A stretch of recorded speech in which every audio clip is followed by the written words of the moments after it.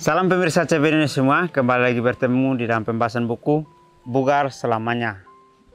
Jam buku ini menginspirasi kita tentang jalan menuju kesehatan, menyeluruh tentang prinsip yang ada di Eden. Bagaimana prinsip yang ada di Eden adalah membuat kita untuk memiliki pola hidup yang akan menambah umur dalam hidup kita masing-masing dan semangat di tahun-tahun kehidupan kita. Dan juga memberikan kita kekuatan untuk merangkul kebugaran fisik, mental, dan spiritual kita. Memotivasi, inspirasi, dan memberi dorongan untuk kita lebih dekat hanya mencari kepada Tuhan. Dan kisah ini membuat kita untuk menarik tentang kehidupan manusia bersama dengan penciptanya. Jadi pelajaran-pelajaran yang akan kita dapatkan di sini dapat memberikan kita pengetahuan yang lebih tentang kebenaran yang akan Tuhan kehendaki dalam kehidupan kita. Sehingga pada saat semuanya kita terima, maka kita harus lakukan dengan sungguh-sungguh. Bacaan kita kali ini adalah musik dan kekerasan. Ayat intinya terambil dalam Kolose 3 ayat 2. Pikirkanlah perkara yang di atas, bukan yang di bumi.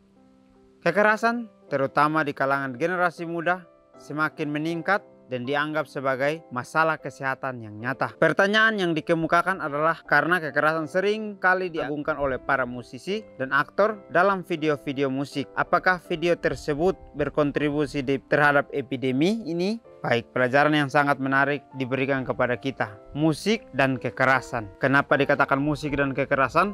Karena seringkali musik mempengaruhi akan kekerasan itu timbul. Karena reaksi yang terjadi pada saat kita mendengarkan musik, reaksi kita yang terjadi seringkali berdasarkan dengan apa yang menjadi pikiran kita. Jadi di ayat intinya dikatakan bahwa pikirkanlah perkara di atas. Pikirkanlah perkara-perkara yang Tuhan kehendaki untuk kamu pikirkan. Bukan memikirkan sesuatu hal yang tidak sesuai dengan porsinya Tuhan. Jadi Tuhan menginginkan kita untuk pikirkan perkara yang di atas, bukan perkara yang di bumi. Jangan kita memikirkan sesuatu hal yang sesuai dengan keduniawian, tetapi pikirkanlah sesuatu hal yang sesuai dengan hal kebenaran. Itulah yang Tuhan kehendaki untuk kehidupan kita. Sehingga di dalam pelajaran kita memberikan kita bahwa kekerasan terutama di kalangan generasi muda semakin meningkat dan dianggap sebagai masalah kesehatan yang nyata. Kenapa ini terjadi? Karena seringkali pengaruh-pengaruh dari musik-musik yang didengar dan diambil sebagai hal emosi yang ditunjukkan, atau dari reaksi-reaksi yang mereka dapatkan dalam musik itu mereka tunjukkan kepada hal-hal masalah kesehatan itu, sehingga masalah ini bisa menjadi besar karena sudah menjadi kebiasaan yang dilakukan. Jadi pertanyaan yang dikemukakan adalah karena kekerasan seringkali diagung-agungkan oleh aktor dan para artis yang ada di dalam video-video musik tersebut. Kenapa itu terjadi? Karena mereka menunjukkan akan reaksi mereka tentang kehidupan yang sedang berjalan ini. Sehingga itu berkontribusi untuk mempengaruhi akan pikiran-pikiran dari para generasi muda tersebut. Sehingga pada generasi muda ini menjadikan itu sebagai satu masalah kesehatan yang mempengaruhi akan kehidupan mereka di dalam masyarakat.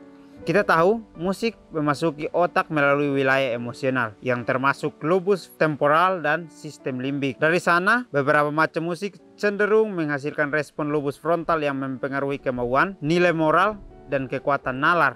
Jika musik lainnya seperti rock dan rap hanya membangkitkan sedikit jika ada respon lobus frontal. Sebaliknya, mereka menghasilkan respon emosional yang besar dengan sedikit logika atau interpretasi moral.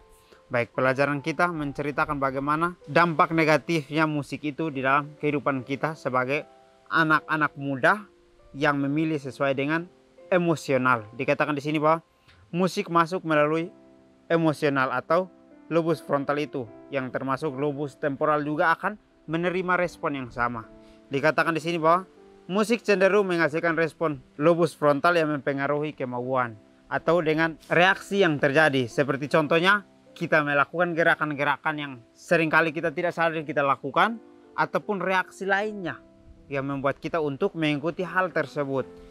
Inilah yang mempengaruhi kita untuk menjadikan itu sebagai satu nilai moral dan kekuatan nalar yang terpengaruhi. Jadi kemauan kita juga akan dipengaruhi sehingga memiliki kecenderungan untuk menghasilkan respon yang kurang baik dalam hal emosional kita. Jadi musik lainnya seperti rock hanya membangkitkan sedikit jika ada lobus frontal, sebaliknya menghasilkan respon emosional yang besar dengan logika atau interpretasi moral. Kembali lagi respon kita kepada musik tersebut seperti apa.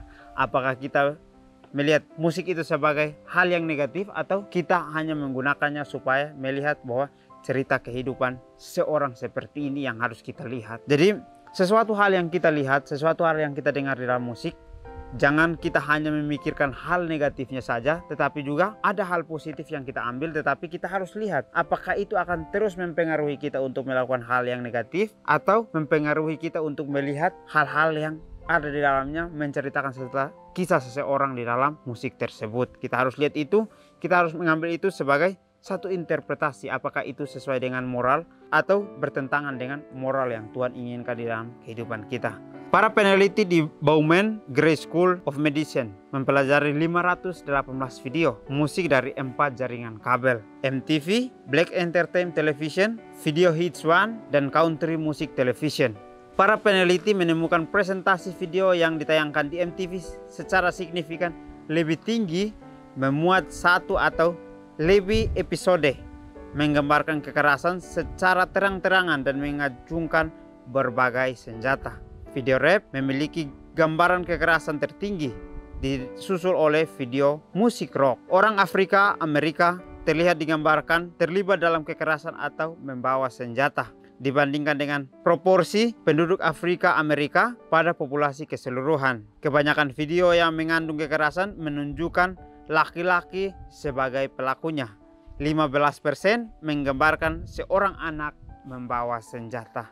Karena kebiasaan yang dilakukan, kebiasaan yang sering kali kita lihat, kebiasaan yang sering kali kita dengar, itu akan mempengaruhi akan kehidupan kita sendiri. Dikatakan bahwa didapati di MTV secara signifikan lebih tinggi memuat tentang gambaran kekerasan yang terang-terangan menunjukkan dan mengacungkan berbagai senjata. Karena adanya contoh-contoh ini, orang mengambil itu sebagai tindakan yang harus mereka ikuti, pengaruh yang mereka harus ikuti. Jadi kita tidak sadari dengan apa yang kita lihat, apa yang menjadi buah pikiran kita, seringkali mempengaruhi kita untuk melakukan hal yang sama. Kita sebagai umat yang percaya kepada Tuhan, apa yang kita lihat, apa yang kita dengar, kita harus meminta Tuhan membantu kita untuk memberikan kita hikmat pada saat kita memilih itu. Apakah kita memilih sesuai dengan emosional kita atau kita memilih dengan apa yang Tuhan hikmatkan.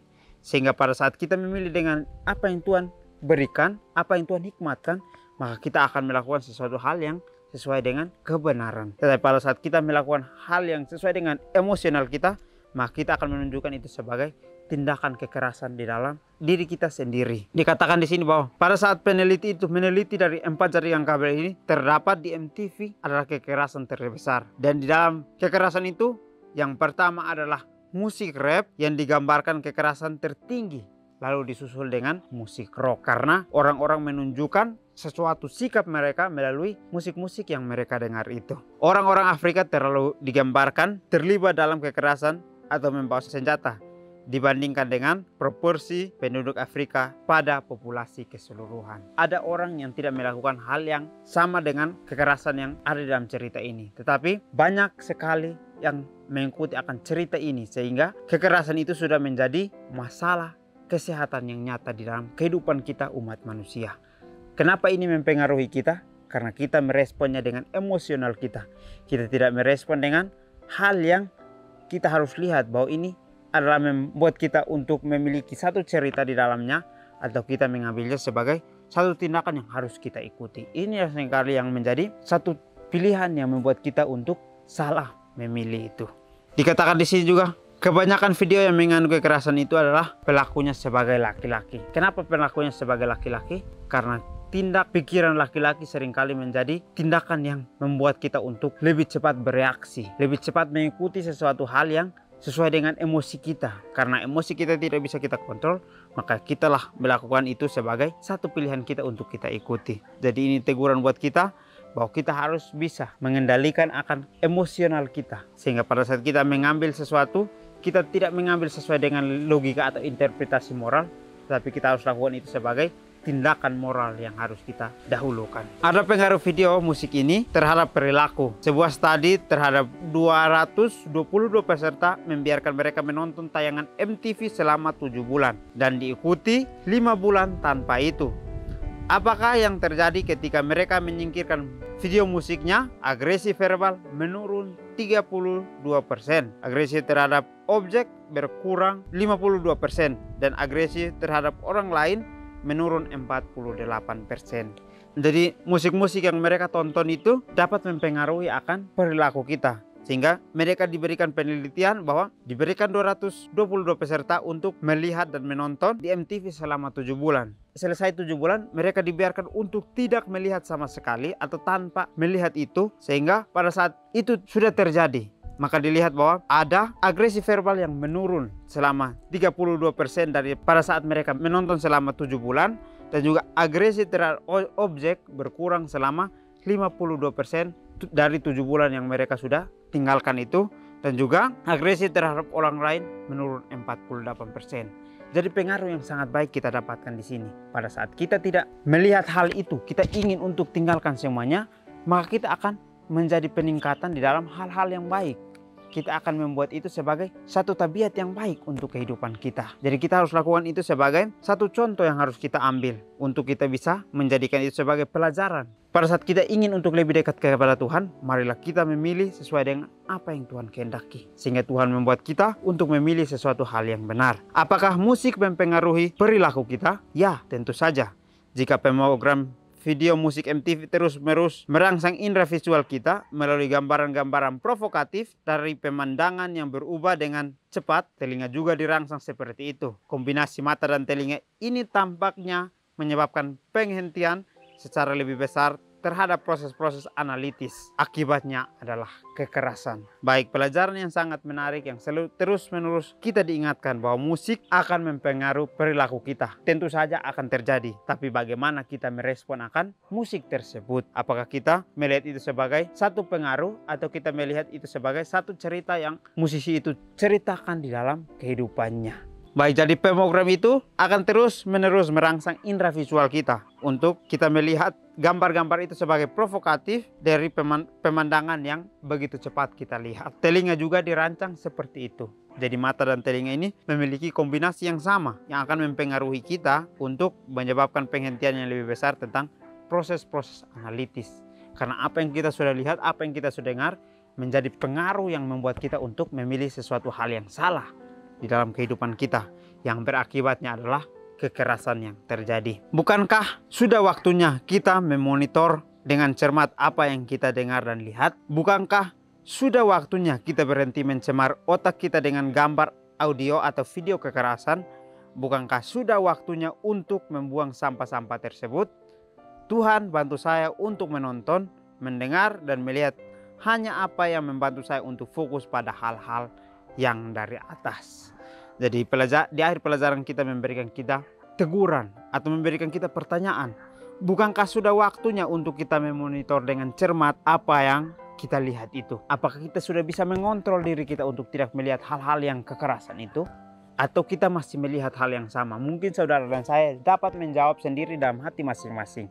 Apakah kita masih terpengaruhi dengan apa yang kita lihat itu? Dan juga, bukankah sudah waktunya kita berhenti untuk mencemari otak kita dari gambar, audio, dan juga video kekerasan itu? Seringkali ini masih timbul dalam kehidupan kita atau di dalam pada saat kita berteknologi. Sehingga itu masih dapat mempengaruhi anak-anak muda yang sebagai generasi-generasi muda untuk melakukan hal yang sama.